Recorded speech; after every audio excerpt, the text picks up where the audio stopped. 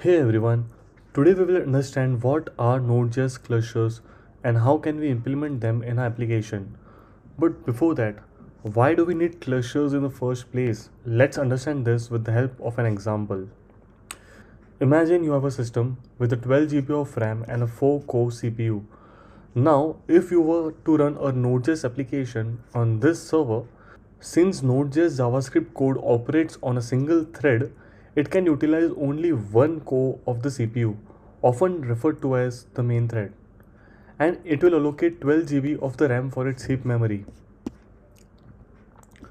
So, what is the core of the CPU?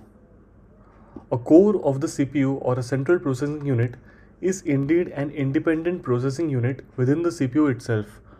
A single core CPU can execute one task at a time independently of the other cores. So in this example, you can see that a CPU with a single core and have a video editor, a YouTube video and a game running on a single core CPU. While it may seem like these tasks are being executed parallelly, the CPU is actually rapidly switching between them, allocating small time slices to each task in a process known as multitasking. If your computer has only one core, it can do only one thing at a time, even though it may seem like it's doing many things all at once.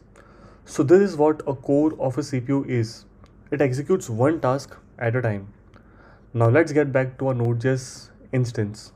So Node.js instance utilizes only one core because Node.js operates within a single thread. You can see in this architectural diagram, this Node.js instance is using only a single core of a 4-core CPU. This means that it can only handle one task at a time, which can slow things down when dealing with a heavy duty task like a big math problem. For example, imagine a for loop with millions of iterations being executed synchronously can block the execution of other synchronous tasks. Since only one stack is present per core, other requests being made on the server will be blocked until the execution of that task is completed. Let's verify this using an example. So here we have an Express server with two APIs. The API with the route slash performs no computation and directly returns the response. The other API named hi-task contains a synchronous function call that iterates over a million times before returning the response. So let's start the server and call the slash API route. So the server started on port 3000. As you can see, it returns the response within milliseconds. However, when we call the hi-task API, which performs a computationally intensive task, it's taking a lot of time. And when you call this API with route slash subsequently, you will notice a delay in obtaining the response from this API as well. This delay occurs despite the fact that this API has no involvement in the computational task. See, when you call this API and again call this API, it is taking a lot of time to get back the response. The reason behind this delay is that the Node.js instance is occupied with the synchronously high computational task of hi-task API. When another request arrives, the Node.js instance is unavailable to process it immediately due to its single-threaded nature. We receive the response from the slash API only after the synchronous high computation task is completed.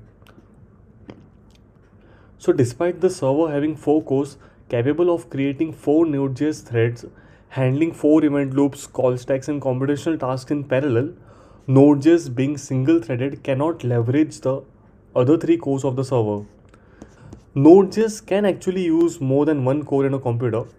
This can be done through a technique called clustering. Clustering allows Node.js to create multiple copies of itself, each running on a different core.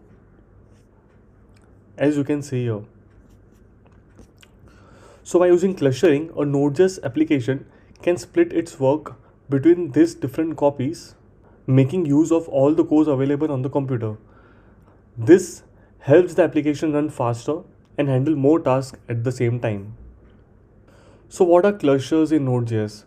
Let's refer the documentation.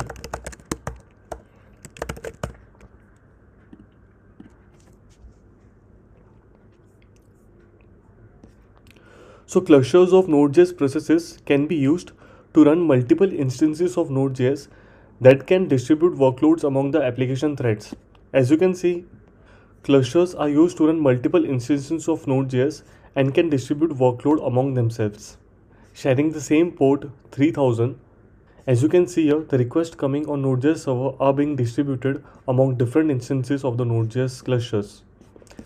In this setup, each instance of Node.js runs on a different core of the server, and each request is directed to a different Node.js instance. The number of instances that can be spawned on a server depends on the number of CPU cores available. For example, if a server has a 4-core CPU, then 4 Node.js instances can be spawned. There's a Node.js OS library that can be used to determine the number of CPU cores on the server.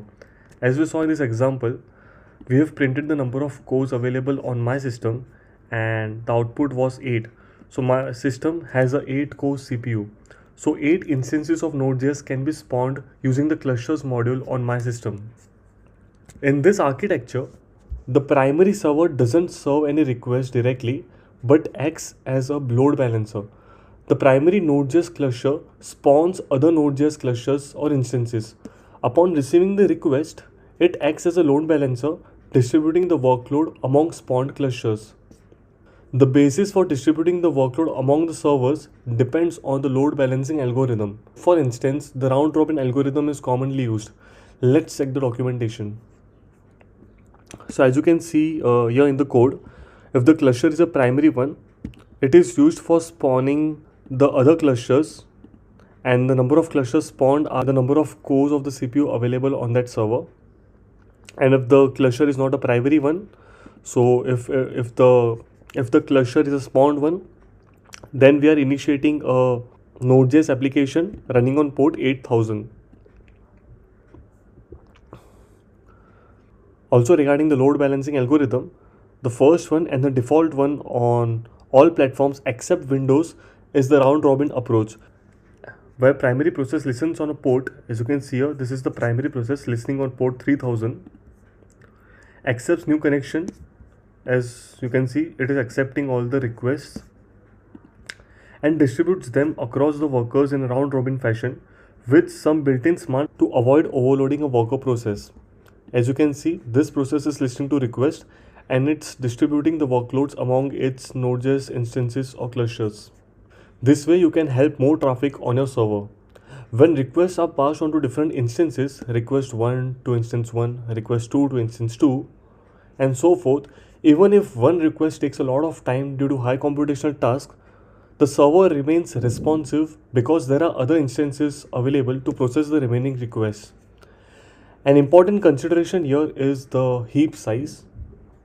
Previously, when only one node server was serving the request, we allocated 12 GB of the RAM as its heap size. Now with the 4 Node.js instances serving the request, we need to ensure that the combined heap memory usage of all the instances does not exceed the available RAM on the machine, which is 12 GB in our case. Therefore, we must divide the available heap memory, which is 12 GB, among the instances spawned by the cluster module. So given that we have 12 GB of RAM and a 4-core CPU, we could allocate roughly 3 GB of heap size to each instance. The parameter which we need to pass to allocate heap memory is max old space size. You can specify this while starting your Node.js server. So let's take a look at the code for the clusters. So as this code is spawning the clusters and starting a Node.js server on each cluster, let's copy paste the code from here into our IDE.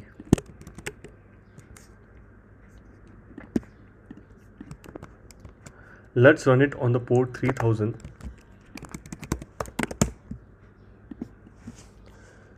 Let's define two APIs in our application code. One API slash that will just return the response back.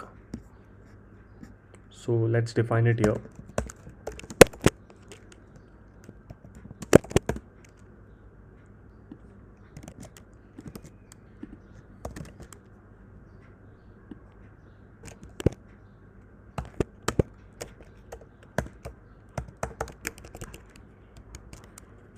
Let's define another API high task that will perform some heavy computation. So let's copy the method that we used previously, the loop iterating over 1,000,000 times. Let's call this function inside this API.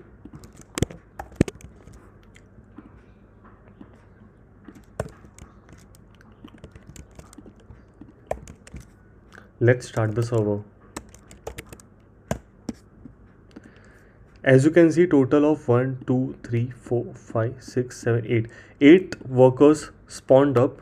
So since our system has 8 core CPU, so it spawned up 8 workers, each running on a different ID.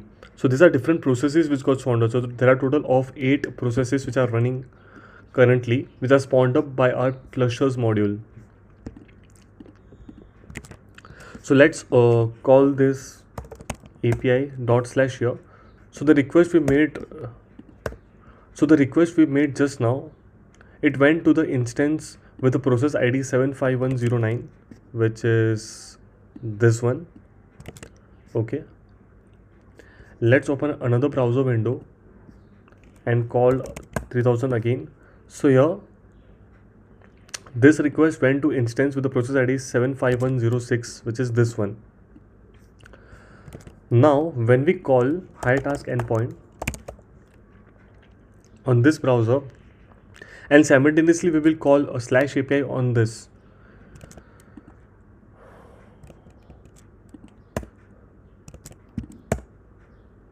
As you can see, even though high task is taking a lot of time to compute the task, we got the response back for the other request since it was handled by a different NodeJS cluster on a different core of the CPU. Let's check this again. We called this API. We called this again. As you can see, we got this response in milliseconds, even though this API is still processing the high computational tasks. So this is how clustering works. Each instance handles requests independently, distributing the workload among them to improve performance and responsiveness. So that was all about the clusters. It was a small but very important topic. I hope you won't have any doubts now. If you have any doubts, please feel free to comment down. I will be more than happy to resolve those doubts. For advanced concepts, I highly recommend you to refer this documentation. So that's all for this video. See you in the next one.